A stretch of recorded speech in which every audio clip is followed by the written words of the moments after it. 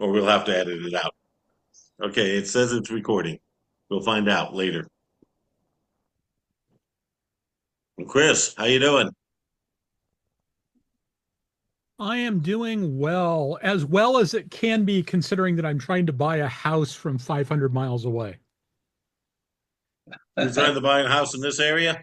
Yeah, well, I failed once already. I failed on the 2nd of May, and I'm getting ready to reattack the problem. Well, the market's a little stagnated right now, so it's you're not getting in a worse position by losing time. So, well, But you know, the thing is, I start the new job 21 July, and I have to move there yet. So, yeah.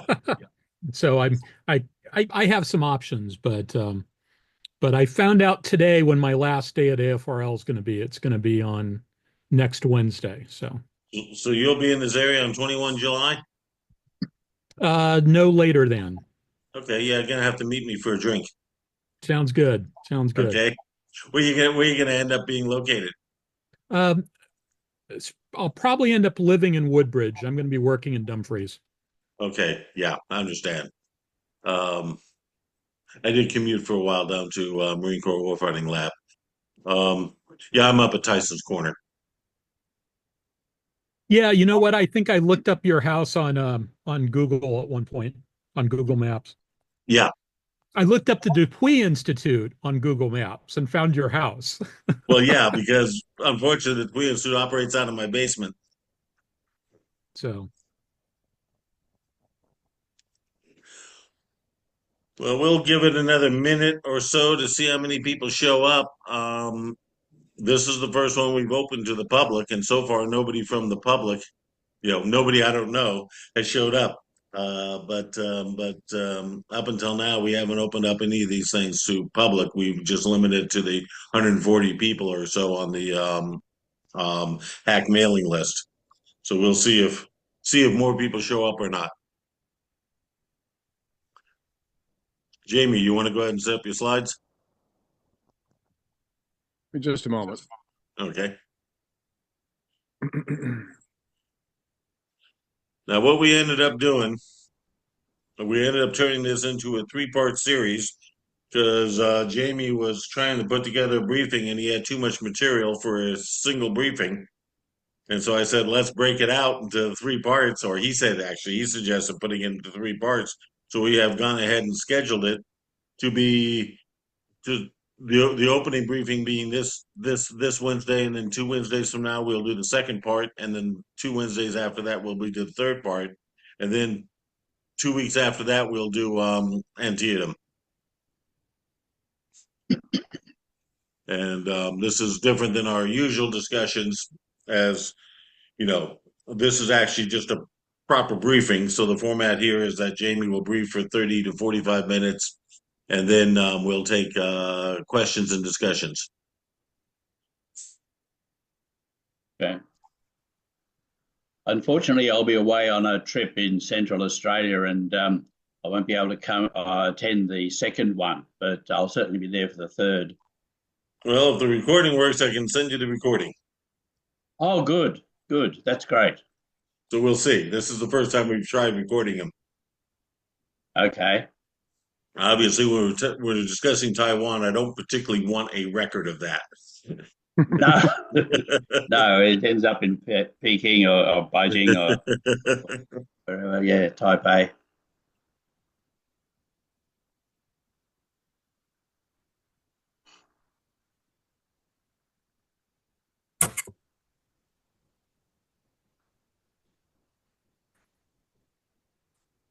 Hey, Frederick, Hey, how you doing, Chris? doing fine. I was going to send you an email next week. Oh, okay. I just signed a contract with Stackpole to do a book on the Battle of Tolstoy Woods, which is Oh, all the 48th Panzer Corps actions between the 9th and the 15th of July. okay. So I was wondering if you had any more material on Louchert and the Panther Regiment. Um, yeah, I'd have to see about that All specifically. right, yeah. Yeah, I'll tweak you next week on an email on that. But yeah, I've got the first draft of the book assembled already. So it's just a matter. I want to see if there's any additional material out there that you may have gathered in all your research. And Okay. then also I'm also gonna talk to a guy who's doing analysis of the German aerial photographs, Mhm. and so I add material from there. Okay. But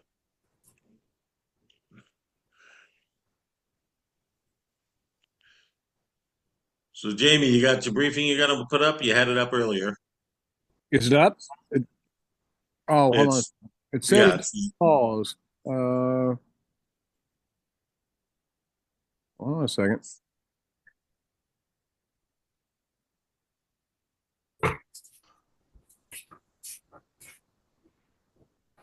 Up now? it's up now. Okay, very good. All right, but just for everyone's background, Frederick Clemens was working at one point um, on a book on a German Major General Lauchert. Hmm. He was the commander of the Panther Regiment during the Battle of Kursk, and he later ended up as the commander of the Second Panzer Division at the Battle of the Bulge, which was the leading division, um, the division that got the furthest before it got slammed back when the U.S. Second Armored Division attacked it. Mhm. He had gotten actually access to his diaries and was systematically translating all of Lauchert's diaries, which he was going to then turn into a book. But I gather he got married, had kids, and the book Right. has been on hold for a while. Well, I plan to retire in about a month, so then I can devote full time to it. Well, when you're ready to seriously pursue it, sit down with me. I'm willing to talk to Stackpole about getting it published. Oh, sure. Yeah. All right. Well, let me give the floor to Dr. Slaughter, and he's assembled what was intended to be a single briefing into three extended briefings. So this first one covers before we get to France in 1940, and then the in 2 weeks he'll and then 2 weeks and the 2 weeks after that, the next two briefings he'll cover France 1940. Jamie, you go ahead and you've got the floor. Okay, thank you very much, Chris. So, as Chris was mentioning, this was going to be one briefing and decided to turn into three. Primary reason is there's a lot of interesting material, and I really feel like without a lot of the background information, some of what happens in France in 1940 really doesn't make much sense, or it's harder to interpret. So, this is the background basically of Germany, France, and Britain, extremely condensed. So, if this is passing over a great deal of material, but it gives a good basis for a starting point. Um, here, trying to get my aha. Okay. The briefing is going to look like this. This briefing will cover World War I and the interwar period, and then the discussion of the armored combat in France will be divided into the next two sections, covering Fall Gelb and Fall Rot, basically everything to Dunkirk, and then basically everything after Dunkirk. The next briefing regarding Fall Gelb will cover a little bit of the background information too on briefly touch on the Polish campaign and then talk about the reforms thereafter. World War One obviously is the first war that tanks are used in combat. Germany, France, Britain, all three used tanks, with France and Britain obviously being the first comers to the scene, Germany being really kind of bringing up the tail end on this. The Germans actually used more captured British tanks than they did of their own A-7Vs. We'll talk about that in a moment. So, excuse me. Kind of starting from scratch on this, you have the French and the British really leading way in the initial tank design. You have Estienne in France, who starts with the Artillerie Spatiale. Two firms there really in the early part creating the tanks for him, Schneider and Renault. And then Britain, you have Wilson and Trenton designing basically the land ship with the William Foster Company, the first one of which is Little Willie. Most of the early tanks have some kind of basic similarities to them. You can see in the next coming shots I'll show you. When the tank first enters battle, at Flers-Courcelette on the 15th and 22 September 1916. It really has a tremendous shock effect on the Bavarian troops that it's facing. They're not really expecting it. They don't know what to make of it. Obviously, they're hard to stop when you shoot them, but they do have a number of issues. They break down. There are coordination issues. It's hard for them to communicate with each other. And although one of the tanks actually breaks all the way through and enters the rear German areas, it can't stay. It's isolated. It does no real way to communicate. And the Germans are starting to put pretty heavy and effective fire on it, and it has to withdraw. So the first taste of battle that tanks have, arguably successful, but it also starts to reveal their early problems. In an age of measure, countermeasure, of course, the Germans are going to think of, what do we do next? How do we counter these? And what the first German solution to this, honestly, is to issue armor-piercing ammunition and create the Tegevär, or the tank rifle, which you see one here. This is actually a German anti-tank rifle being held by some British soldiers who captured it. The tank has some very prominent early problems. They're incredibly hot on the inside. It's a difficult environment to work in. It's dangerous because the motor is not contained in its own unit. In many of these tanks, it's very easy to get caught up in that. They're mechanically unreliable. They're slow. They only go about 4 or 5 miles an hour tops, the earlier tanks, but they show promise. As with every new thing, there are tons of critics on the French side and on the British side, but it has enough promise and it does enough good and it does it well enough in the beginning to generate enough interest and enough drive to keep producing them. And what you see in World War I is the tank actually starts to develop fairly rapidly. The problems become obvious and the solutions are worked on with some rapidity, especially between, you're really only looking at 1916 and 1918, these things being in combat. Germany is interesting because, we think about Germany in World War II, and the first thing that comes to most people's minds, if you're any sort of aficionado of World War II, is a Tiger tank normally. Germany's really a late adopter. They're not interested in the very beginning. In addition to that, the other problem is when Germany does finally decide to start making tanks, they have a problem with a steel shortage. They don't make many of their own tanks. The A7V that you see in this slide is the only complete A7V in existence, and this is actually in Australia. Most of the tanks the Germans are going to use are captured, mostly British, and there are very few tanks altogether captured or domestically made for the Germans available in 1918. When they really start to come around to examining the tank and looking at it as a possibility and seeing what potential it really has. Between 1918 and 1919 is when you start to see what is going to look like armored warfare in World War II. There's a few features of this. Number one, the Renault FT is going to set the standard for basically tank construction from this point forward, not in size, but definitely in basic design, with the a turret being on top, and then the engine in the rear, the engine separated from the crew compartment. You've got what basically looks like the origins of a modern tank here. And this design is the way tanks will go in the future. Although we could argue, obviously, that the designs like the Sturmgeschütz and that sort of thing in the future really kind of lean more into the early Schneiders and that sort of thing. The first real attempts at modern combined arms warfare occurred during the Second Marne.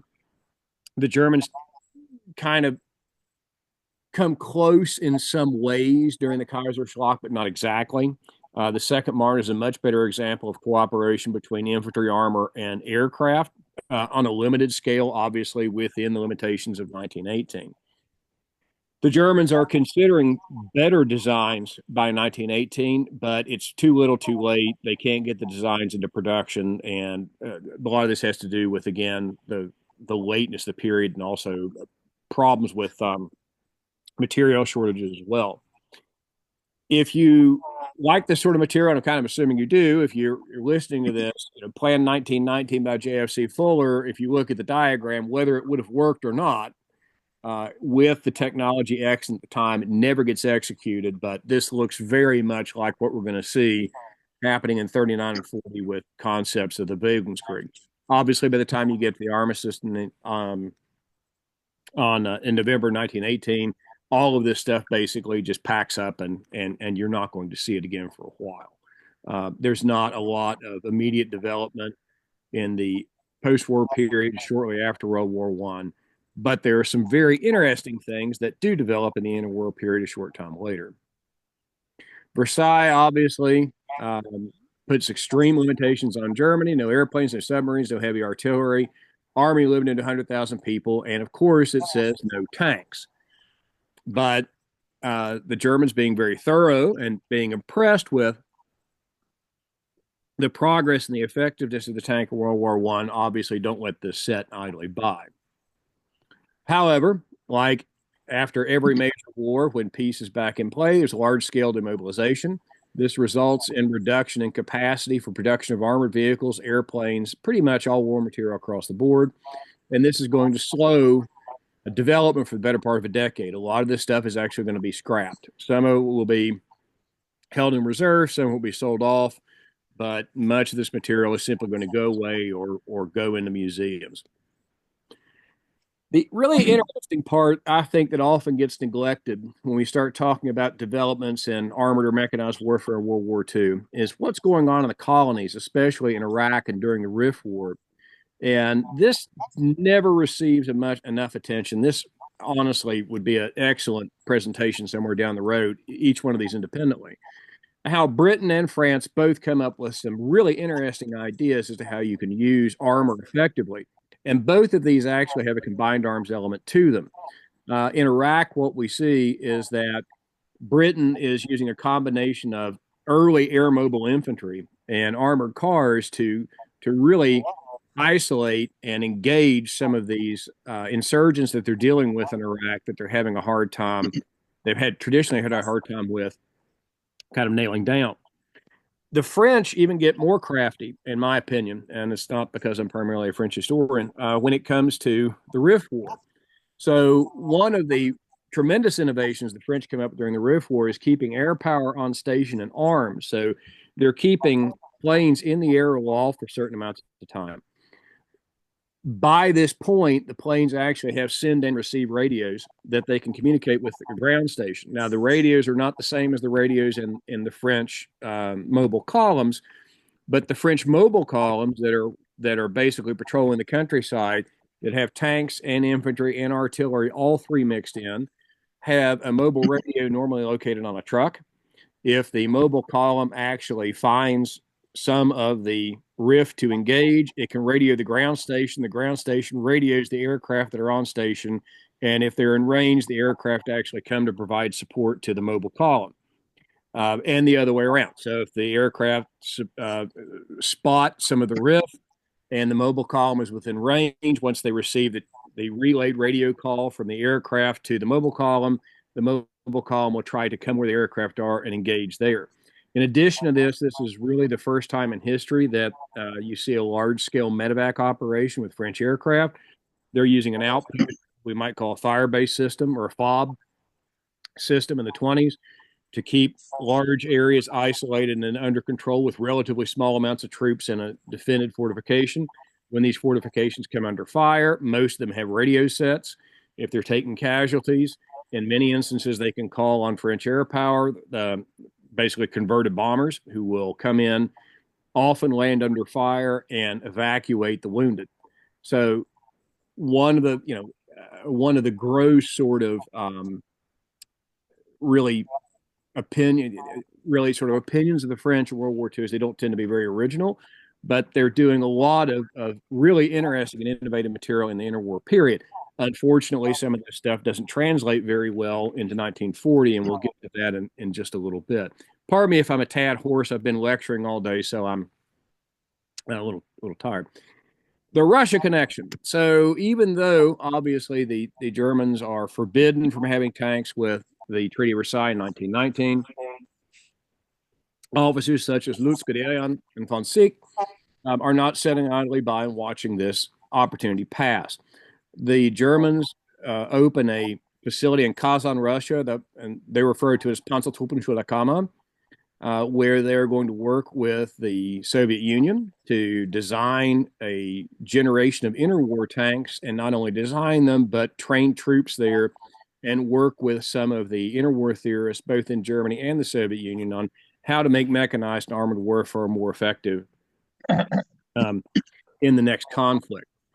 The interesting thing about this, and the part that I've always found the most fascinating about this, is nobody knew about this until other than the Soviets and the Germans, really until the Nuremberg trials. And the first time that the rest of the world becomes aware that this even happened in the 20s and 30s is when it's revealed in the Nuremberg trials, and the Soviets are kind of staring at the floor and trying to explain this ex post facto to the British, the French, and the Americans.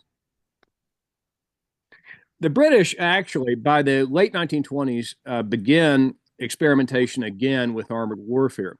You have a number of people, and all of these lists. Please excuse the shortness and the brevity of these lists. There are many people in Britain, many people in France, and many more people in Germany than I had time to list. But there are a number of prominent people in Britain who are associated with the development of armored warfare in the interwar period. Fuller, Hart, Percy Hobart, obviously, who goes on to fame in World War II, although his career is a little bit curtailed for reasons that we could get into in a later point. People like Charles Broad. In addition to that, experiments with new mobile mechanization and tank doctrine, which are really remarkably successful, especially in wargaming. And in these early war games in the 20s, one of the things that there's a little bit of massaging of the rules from time to time by referees, but what comes out of this is what most people are impressed by is the fact that the tank is starting to live up to its promise of mobility, especially when the communications from tank to tank and unit to unit are good, and that the improvements in armor, mobility, and firepower are definitely showing promise. Some of these slightly later British tanks in the 20s show a great increase in speed compared to the earlier models. And this is going to lead to British developments down the road in how they pursue some of their designs and the way that they pursue their doctrine at that point. What slows a lot of this down, what slows a lot of otherwise positive experimentation down in the late 20s and early 30s is, again, economic problems brought on by the Great Depression and limited capacity to actually manufacture tanks, especially during this period. One of the things that has to be understood about France going into 1940, and it's one of the things that I see often very under-discussed when it comes to the French campaign, is the developments that occur in France between 1928 and 1940. And I don't mean necessarily all of these developments aren't military, and some of the non-military developments actually have a serious impact on the way the French military is going to look in 1940. But looking at it from a strictly military point of view, 1928, France undergoes a doctrinal shift toward defense. They become convinced that defensive firepower is the primary effector on the battlefield after looking back at World War I. The Maginot Line obviously is approved and starts construction in 28. You're looking at a continuation of French theories on methodical battle, which is a very tightly controlled top-down battlefield that doesn't lend a lot to individual initiative on the part of junior officers, NCOs, et cetera, that we see with other armies. The other thing that happens in 28, and we often don't consider this either, that has a dramatic effect on the quality of the French army as we move forward, is the conscript period is changed to 1 year. And even if it's just an infantryman, training an infantryman in 1 year, even in 1928, 29, 30, with much more limited technology at the time, is not exactly a excellent prospect. It doesn't give the army much time to train its troops. The reserve period is still there for troops after their active service, but in an increasingly technically complex world, the 1 year conscript period is simply insufficient. And what's going to happen is down the road, the French Army, the Air Force, and the Navy are going to be competing for a very small number of people who want to stay long service, and it's going to create problems when it comes to technical proficiency down the road. The other issues that really concern the French, and especially the development of the French army and the military in the interwar period, have as much to do with society or the government as they do with the military directly. The French left is obsessed with this concept of levé en masse, which really is where you get the 1 year conscripts from. Um, there's this obsession with everybody being a part of the military and continuing this sort of mythology really left over from the French Revolution that doesn't apply quite so well sometimes in the 20th century. There have been a number of controversies with the French army, the professional army, especially since the revolutions of the mid 19th century. There's also things like the Dreyfus Affair. And what has happened is that really honestly by World War I, but definitely after World War I, the French army has become an institution that's somewhat aloof from the rest of French society. It's known to be particularly conservative. And part of the reason that the French left embraces the 1 year conscripts and the levée en masse is because they really don't like the idea of the French professional army getting that big. They see a professional army as potentially tyrannical. And again, there's a lot of baggage with this going all the way back to the 1830s and 40s and bringing it forward to the 1920s. And this is going to cause, again, some of those technical problems down the road. There are extreme socio-political divisions in France that are going to extend as policy considerations then the military. The army is going to be conservative. When the Air Force finally gains its independence under Pierre Cot, it's going to be known as very leftist. Shameless plug, I just finished a book on that. And the problem is this political division between the right and the left is going to make cooperation between the Army and the Air Force very, very difficult, basically non-existent especially during the 30s. On the other hand, we have Hitler.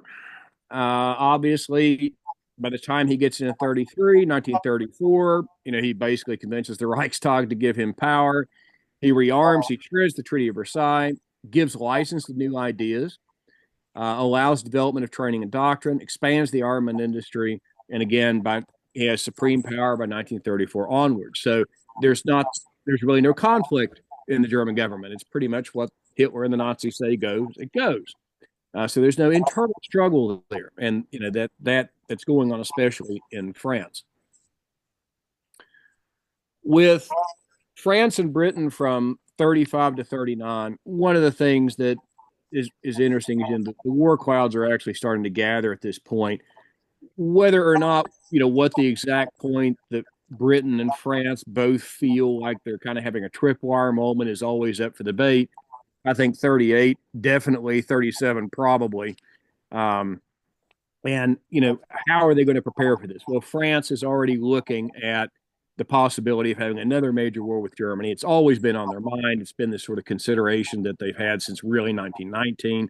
Obviously, you don't build the Maginot Line if you don't think you're going to end up fighting Germany again. They keep planning for, another reiteration of the Schlieffen Plan.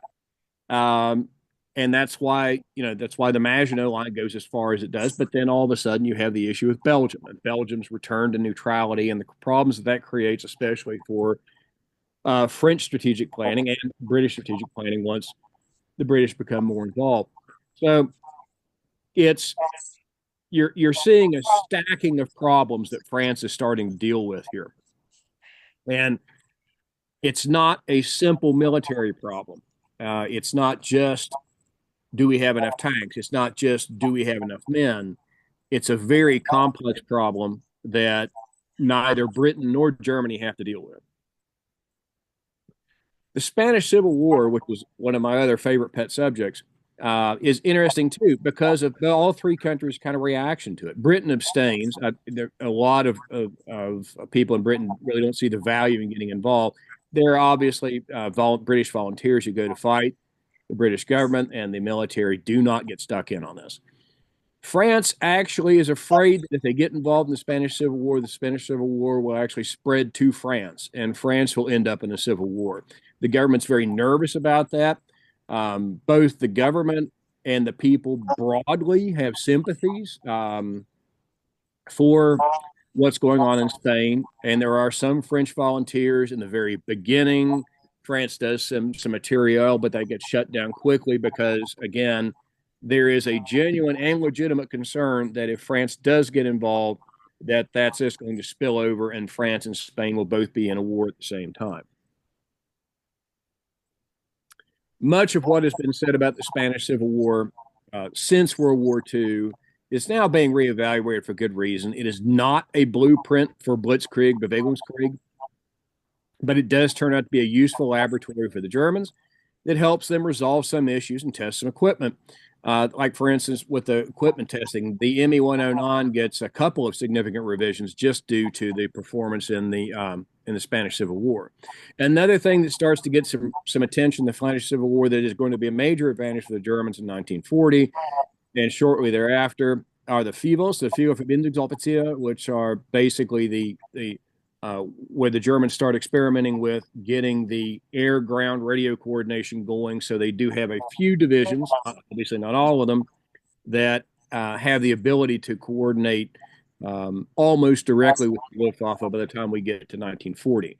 And this is something that is the Germans have that neither Britain nor France have the ability to do. And we'll talk about the French reason for this specifically in just a bit. German training and doctrine 36 to 39. Obviously, we're getting into combined arms doctrine. There is as much infantry evolution as tank evolution because the state of infantry training in Germany is actually significantly brought forward. It's based more on the successful tactics that were used, especially in 1917 and 1918. That's brought forward. Equipment is modernized. Obviously, the German squad, the German infantry battalion, still built much around the machine gun. And part of the success, really, that Germany enjoys is because of these first line infantry units that are extremely well trained, and their training is brought up to a new and modern standard as well. Air-ground cooperation is there, but within limits. This is only a few units are going to have the FIVOs, and they're going to be able to coordinate somewhat directly with the Luftwaffe, but we're talking about still, even in the best training exercises, maybe 45 minutes or so before that sort of air power can be on station. So it's innovative. It's going to change things rather permanently, but it's also has its limits. And again, that would probably also make a good discussion somewhere down the road. Some new ideas taking reality, like the Sturmgeschütz. So, for instance, you kind of trying to settle the argument for, well, what's the best purpose for a tank? Well, obviously the infantry wants tanks, but the tanks want to act on their own.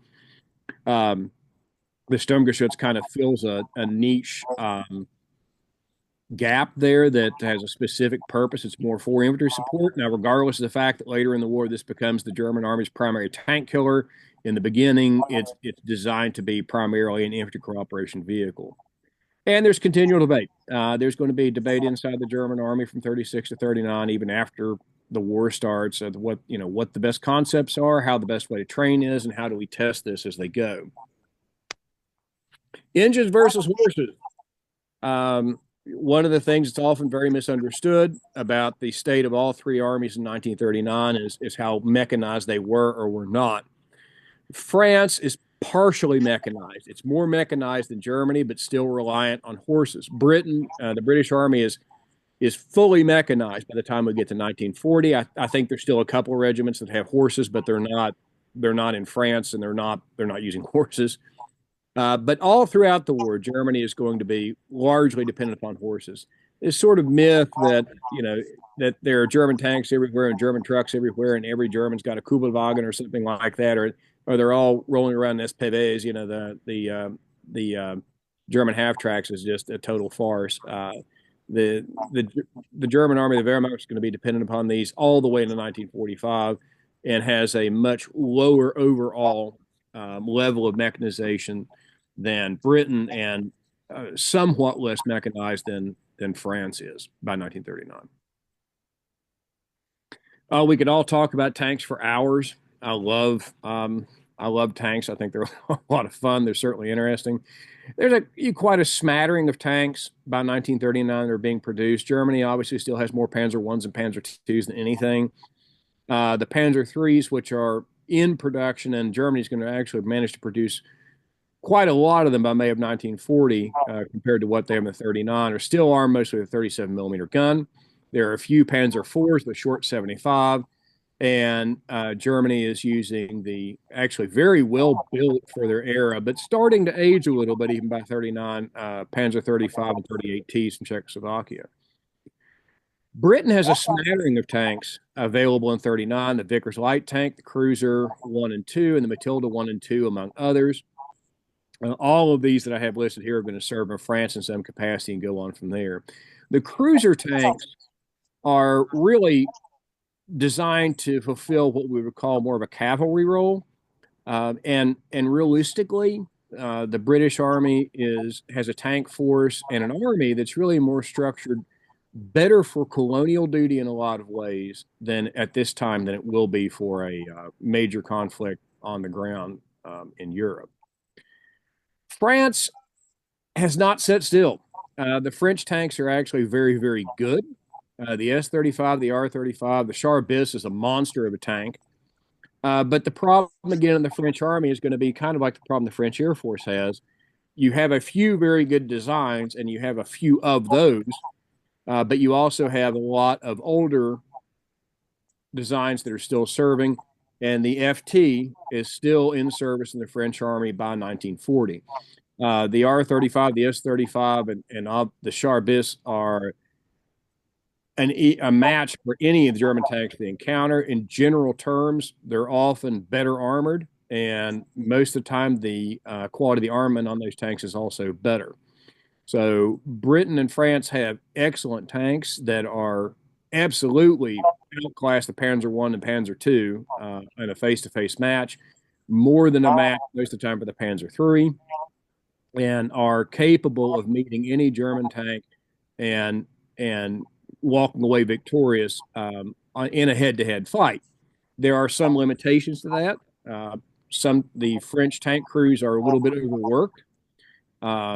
There's more than one job that sometimes the tank crew members have to perform, whereas with the Panzer IIIs and Panzer IVs especially, you have each crew member performing a specific job that takes the pressure off of doing multiple jobs or having multiple problems to solve simultaneously, like actually being the commander of the tank and the gunner at the same time, and having to load the gun at the same time, which is burdensome.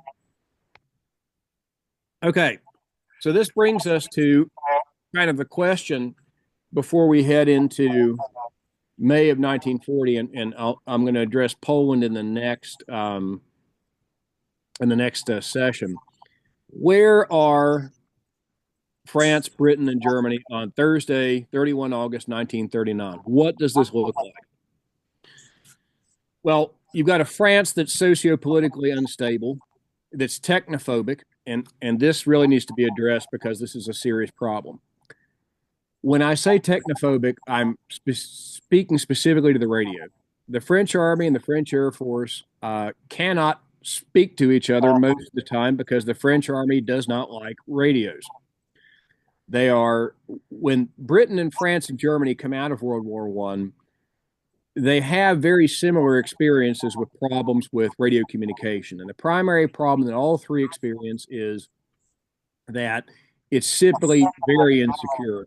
There's a famous incident in World War I where a French regiment is circulating into the line to relieve the line relieve the regiment that's in the line, the front trench at the time, and the German regimental band across the limit band starts playing the new regiment's regimental march because the radio communications were so poor, the security was so poor, they knew they were coming well ahead of time.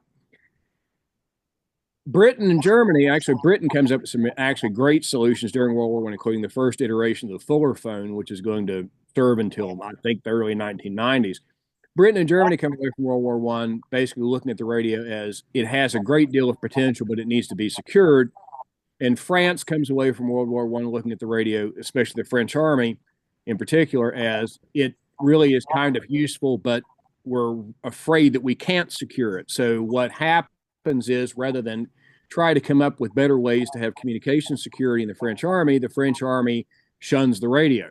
Gamelin doesn't even have a radio at Vincennes in his headquarters. Everything is either telephone or courier. The French actually buy quite a few motorcycles in the 1930s to act as orders couriers. They're going to use landline communications, so basically field phones. And in addition to that, the French army is also going to be very reliant upon the telephone. If you want to use a radio in the French army, you first must request permission from your superior officer before you can even pick up the radio and use it. That's the level of fear we're experiencing with the radio. French tanks don't have radios in them. They don't have send units. They don't have receive units. They're supposed to communicate with flags. British tanks, many of them do have radios in them. All German tanks pretty much have a radio by this point. All of them are able to communicate, or at least if they all don't have send receive, they all at least have receive. By the time we get to later in 1940, they're all going to have send receive units if they don't have them already.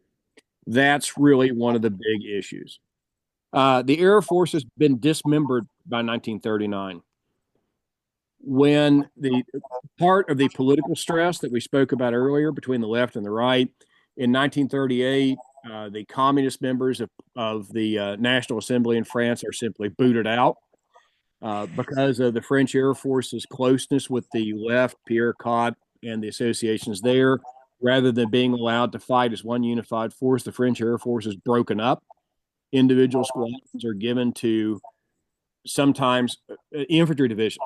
And I'm not in the least trying to sound like I'm ageist or anything, but when you give a fighter squadron to a divisional commander who commands a reserve division who has not seen combat since 1918 and probably had no training, he has no radio, he has no meaningful way to communicate, you end up with a very hamstrung Air Force that can't fight as effectively as it could if it had been allowed to basically conduct its own operations by the time you get to 1940. France has a very poor system for activation of reserves. They can activate the reserves quickly. That's not the issue, but they don't think out how they should activate the reserves.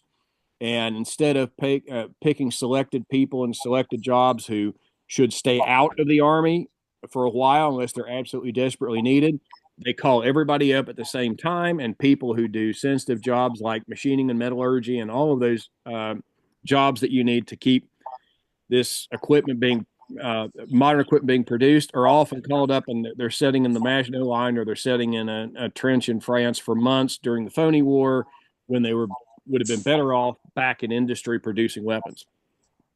Britain, strong government, stable society, well-trained army, but a little bit more of a colonial focus. Modern equipment, mechanized, decent radio communications, and a good Air Force with a strategic focus. Germany, strong government, stable society, not necessarily likable, good Air Force, limited air-ground cooperation, good radio communications. First-line units are very well trained. Some of the reserve units not as well trained. And it has a continental operational focus, including the Air Force. So the Air Force is more of an operational Air Force. It's designed the Luftwaffe is designed to dominate the airspace over one area, normally in cooperation with the Army. There's been a lot of internal debate in the Luftwaffe about strategic air power, but when it goes to war in 1939 and 40, it's designed to be a part of the whole in expanding and conquering the land that Germany wants to grab. So what you have is three very different armies heading into 1940, three very different national positions heading into 1940, differently equipped, differently trained, different issues, different problems.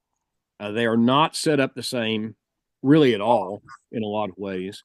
And the one thing that really needs to be well understood going into this is that many of the problems that we're going to see that the French army in France, the French Air Force have to endure in 1940 are due to issues that often don't have a direct military cause. Some of these are problems that are over 100 years old, and that are socio-political debates that are affecting the French military's ability to operate well in 1940. And I think that is it. All right, let me open up the floor to questions. Anyone got any questions, comments? Want something further expanded upon? I have a quick question. First of all, thank you for your presentation, Dr. Slaughter. I was wondering, what was the tipping point in 1928 that shifted France over to a defensive doctrine? Well, there's a couple things going on. One of the things that France is very sensitive to after the war is its casualty rate.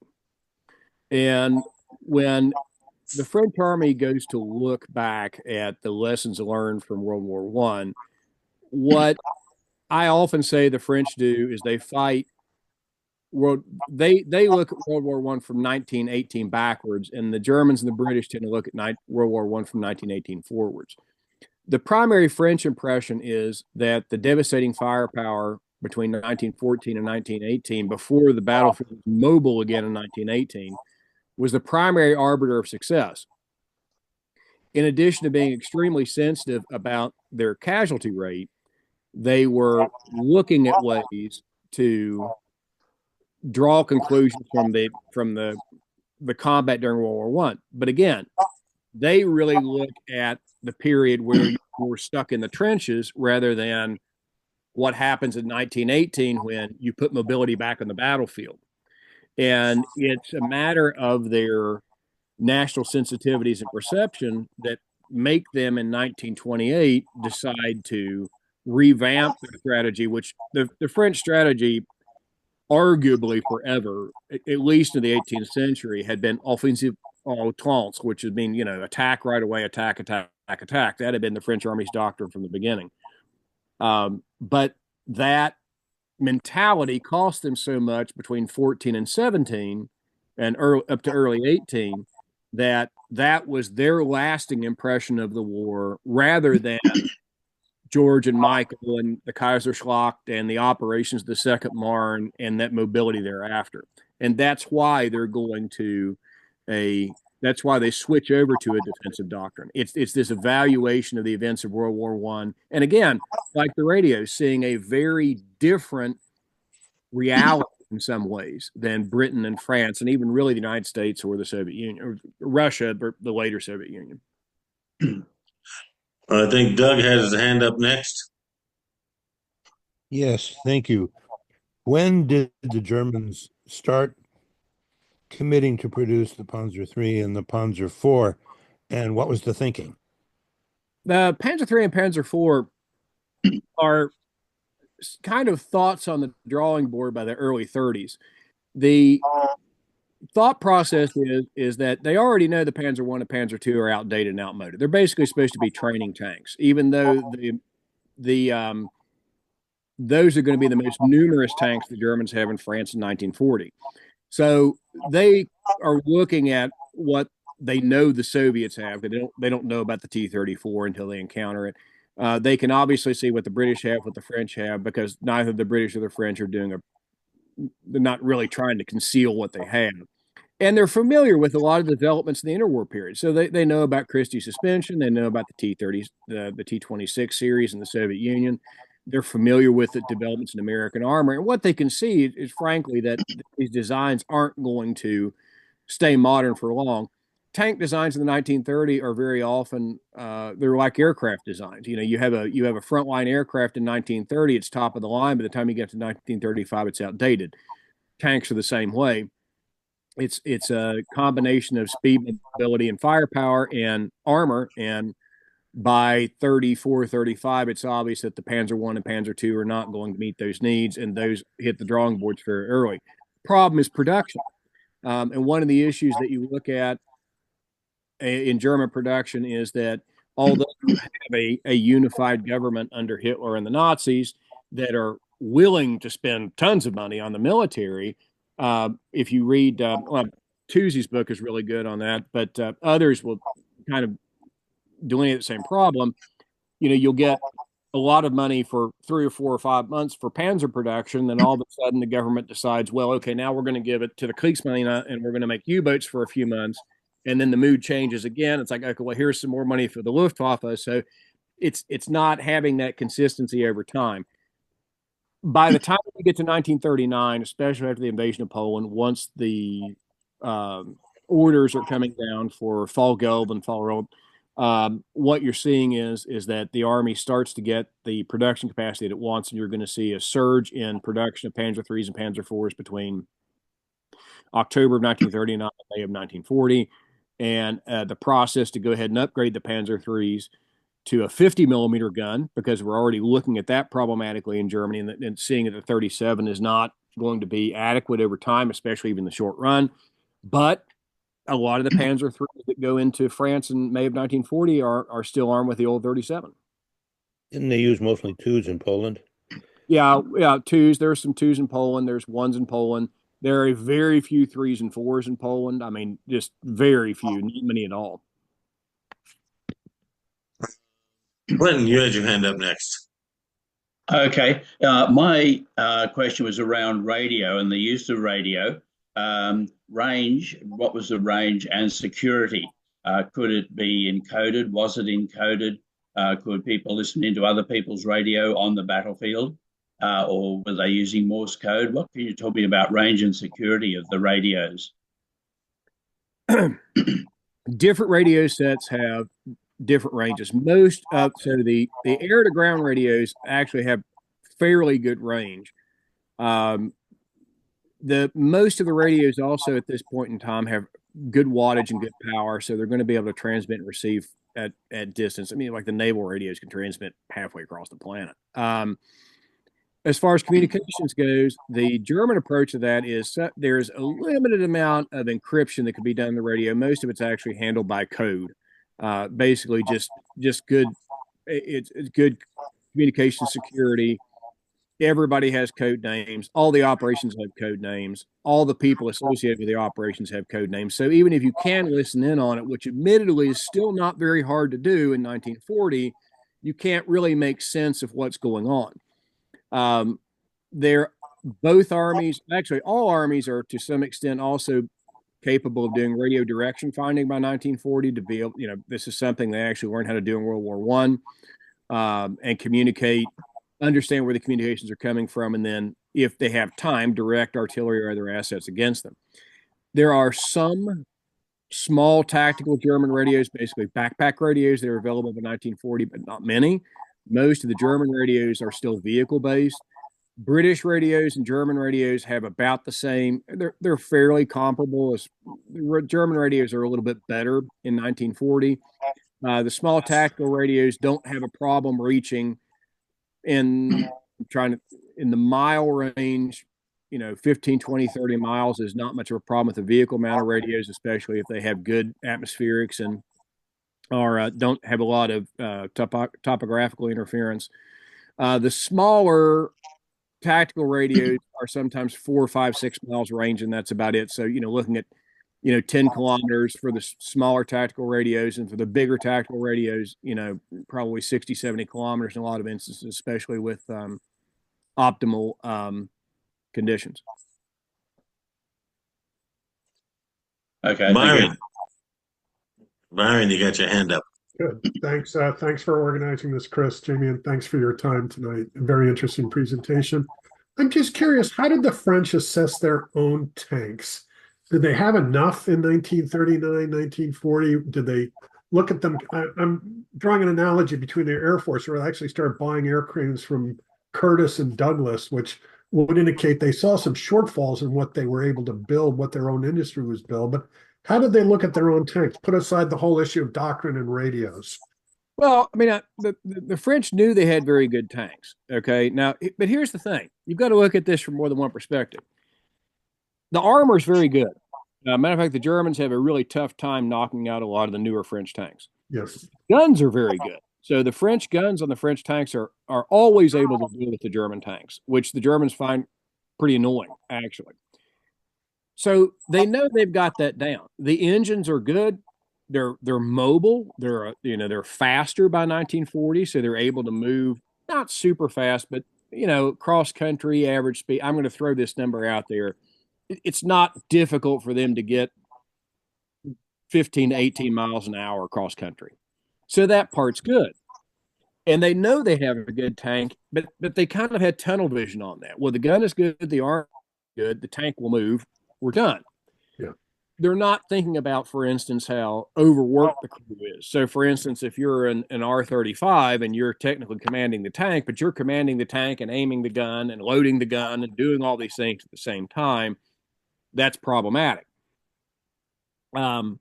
If you're in a Panzer IV and you've got a radio operator, bow machine gunner, and you've got a driver, and you've got a loader, and you've got a gunner, and you've got a tank commander, everybody can concentrate on what they're doing.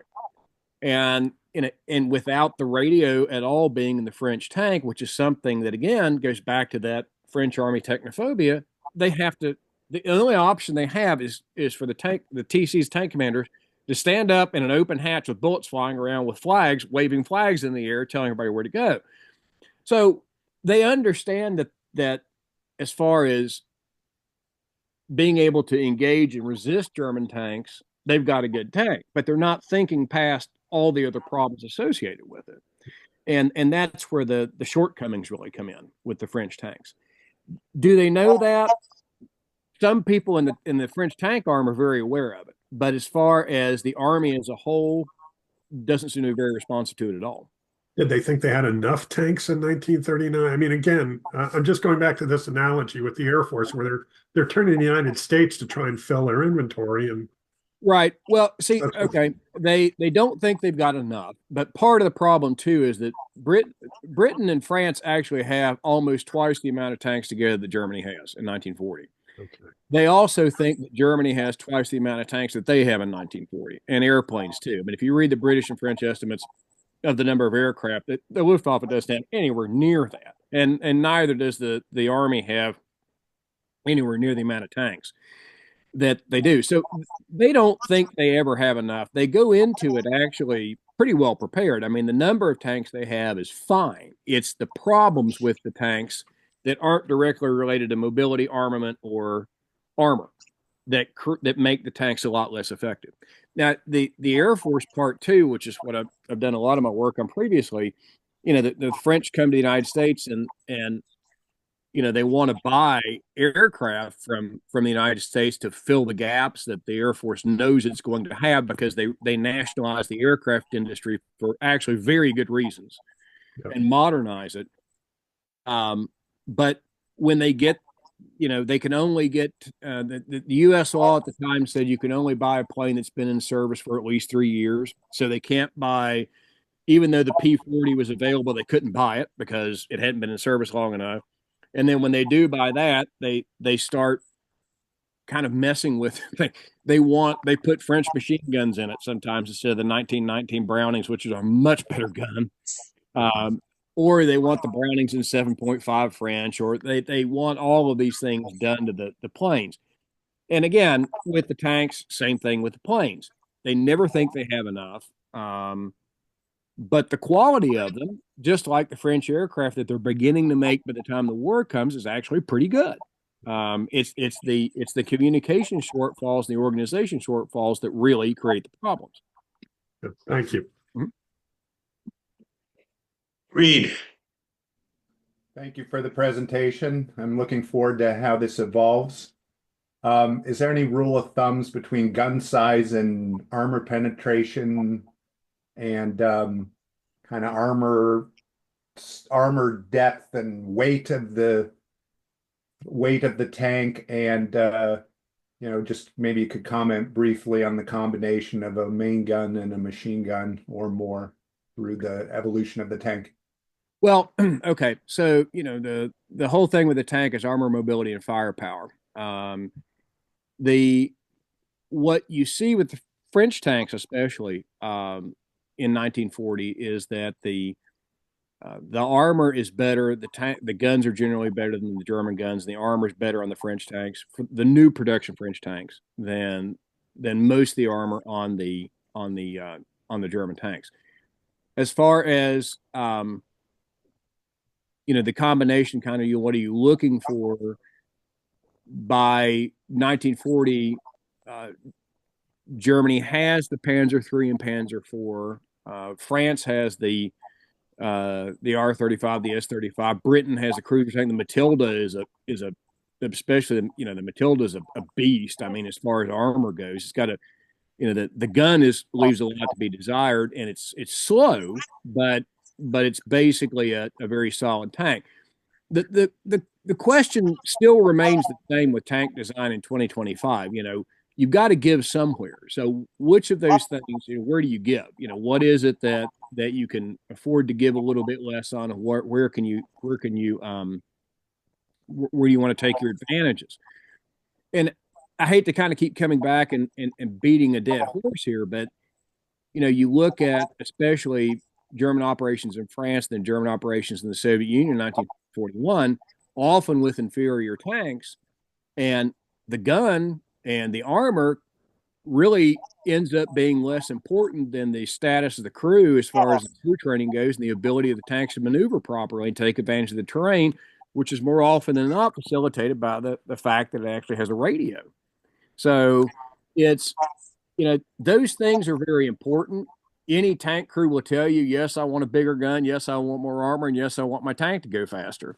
And quality-wise, Britain and France are on a par, if not better in many cases, than Germany. But what's going to end up being the major arbitrating factor in a lot of this is the fact that the German crews are often better able to maneuver and communicate in battle. Now, we'll talk about this in the next episode. It's not that the French crews aren't good. The French crews are exceptionally good. And there are points that we can point to in 1940 that prove, just like the French Air Force, it's not a problem of the quality of the personnel. It's other issues that are making themselves really felt. But everybody between 35 and 40 is really working on new tank designs and working on being ahead of the curve when it comes to making the tank tougher and making the gun better and making the tank faster. Joe. Yes, Professor Slaughter, thank you very much for tonight. It's been a pleasure and a great delivery. I just kind of one question for you. Looking back to the Great Wall of China and the fact that historically a couple of thousand years ago was proven to be inadequate, did you observe any internal French resistance to the Maginot Line at all in your research? And if so, who within France was objecting to taking a static, Great Wall of China approach to Germany? Well, there are some people who are not convinced that the idea is going to work very well.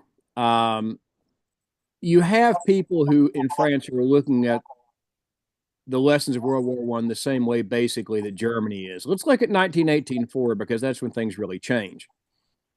But to give the Maginot Line its due, I would argue that it's significantly different than the Great Wall of China, because it is very well armored. It's proof against gas. It's got all of its internal facilities. And the one place that the Germans actually tried to attack the Maginot Line in 1940,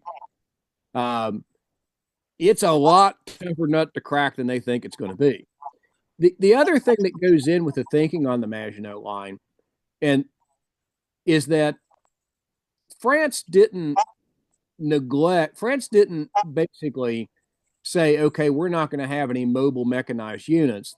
They're going to do that. But what they want to do is basically structure the battlefield with the Maginot Line to deny Germany any battle space they don't want it to have. And even though it does seem a little bit anachronistic, the way it was built and the small amount of data we have from 1940, where the Germans do try to crack it, it does pretty much what it said on the tin. the Germans find it almost impossible to attack it. This is, where you got like examples in World War One, like with Verdun and Fort Douaumont and all of those places where, the forts are questionable utility a lot of the time. This is a much different facility.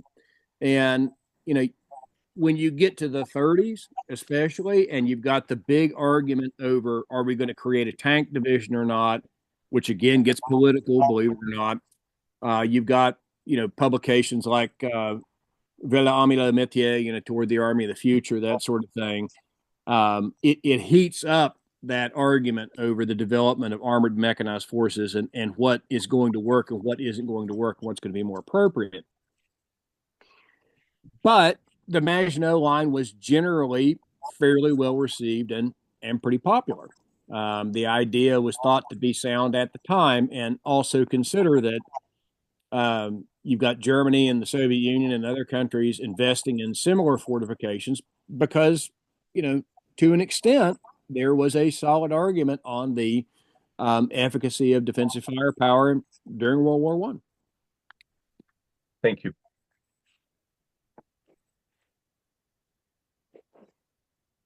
All right. Any other questions? Any other comments? I have a question. I don't know how to do the hand wave. Okay. I just wanted to Zoom illiterate. I just wanted to toss out there that the access by the British and the French to oil from their colonies must have influenced the level of motorization that they were able to achieve versus the Germans who didn't have oil-bearing colonies. Well, actually, Germany has always has a problem throughout the entire war with oil. It leaning really heavy on Romania the entire war, but it's really not. If you look at it, I don't know that and we have to go back and look at this as the whole course of the war. It's not that the Germans don't want to mechanize. It's just they're never really able to fully do it.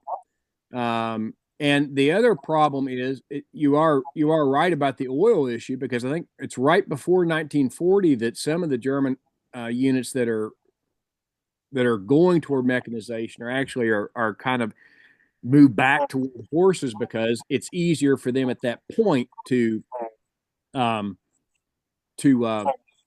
provide fodder than it is oil. So that is an issue with the German army, but I think they're really kind of thinking that once they solve the problem with France, and once they especially solve the problem with the Soviet Union, that will go away. So I don't know that it's a desire to not mechanize. You definitely got a point with that as far as the oil restrictions. But the other problem they have too is they really can't seem to make the trucks fast enough either. So that's another issue they encounter.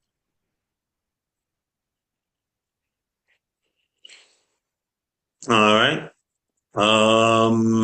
Other comments, other questions? Floor is open. Well, very good, Jamie. Looking forward to the next presentation. We actually get into the shooting, and that's the part that a lot of people don't look at. What got my interest in particular was the army battles that were occurring in Belgium, where they had several direct head-to-head confrontations between German army divisions and French army divisions. So I am looking forward to the session on the 28th of May in 2 weeks from now. Thank you all very much. Thank you. Thank you. All right. See you all later. Bye. Thank you, Dr. Slaughter. Thank you, Jerry.